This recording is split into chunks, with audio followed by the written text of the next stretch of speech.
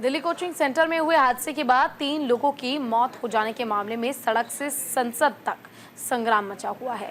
नई दिल्ली से सांसद बांसुरी स्वराज ने संसद में मुद्दा उठाया तो प्रदेश अध्यक्ष वीरेंद्र सचदेवा ने सड़क पर विरोध प्रदर्शन किया।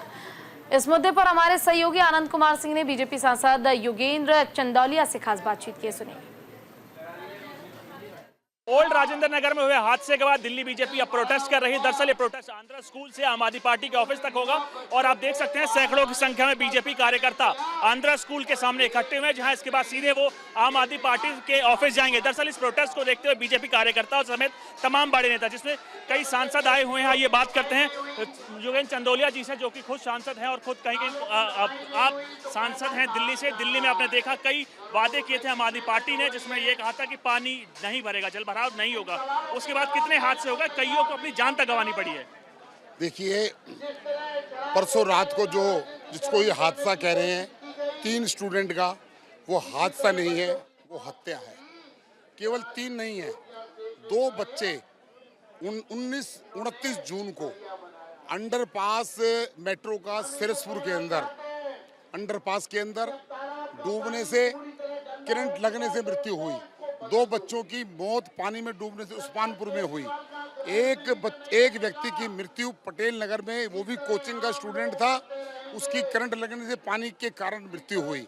एक व्यक्ति की मृत्यु राजेश नाम के व्यक्ति की किराड़ी के अंदर हुई करंट लगने से। 8 जो ये हत्याएं हुई हैं, अगर ये सरकार जाग जाती तो इस मामले को बचाया जा सकता था। कुल मिलाकर 10 साल से दिल्ली में आम आदमी पार्टी का शासन है। अगर जल भराव होता है तो सीधी जिम्मेदारी दिल्ली सरकार की है। कितना समय चाहिए आपको दिल्ली के नालों को डिसिल्ट कराने के अंदर? केवल फर्जी बिलिंग, वहाँ पे एमएलए, उनके मिनिस्टर, सारे के सारे लोग उसमें शामिल हैं। इनके चहेते लोगों को, ठेकेदारों को कॉन्ट्रैक्ट दिया जाता है, सिल्ट निकालते नहीं है, फर्जी बिलिंग होती है। मेरा ये मानना है कि मुझे पता लगा कि आज कॉरपोरेशन ने कल 13 बिल्डिंगों को सील किया है। मैं पूछना चाहता हूं कि अब आपको याद आई है 3 लोगों की हत्या होने के बाद कि बिल्डिंगें इलीगल थी। दिल्ली की नाटकबाजी लगातार आम आदमी पार्टी ने की हुई है। कभी किसी स्टैंडिंग कमेटी को रोकने का काम किया, कभी कुछ नहीं किया। हर विषय में आम आदमी पार्टी का रोल दिल्ली में ठीक नहीं है, इनके बस की नहीं है।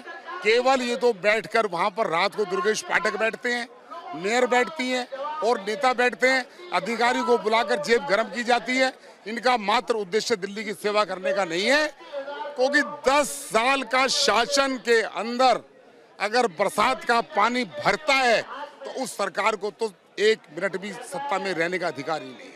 सवाल मेरा ये है कि दिल्ली के मुख्यमंत्री जेल में हैं, वो कोई फैसला नहीं ले पा रहे। दिल्ली सरकार पैरालाइज है, एमसीडी में स्टैंडिंग कमेटी नहीं है, एमसीडी पैरालाइज है, जनता को ये भुगतना पड़ रहा है।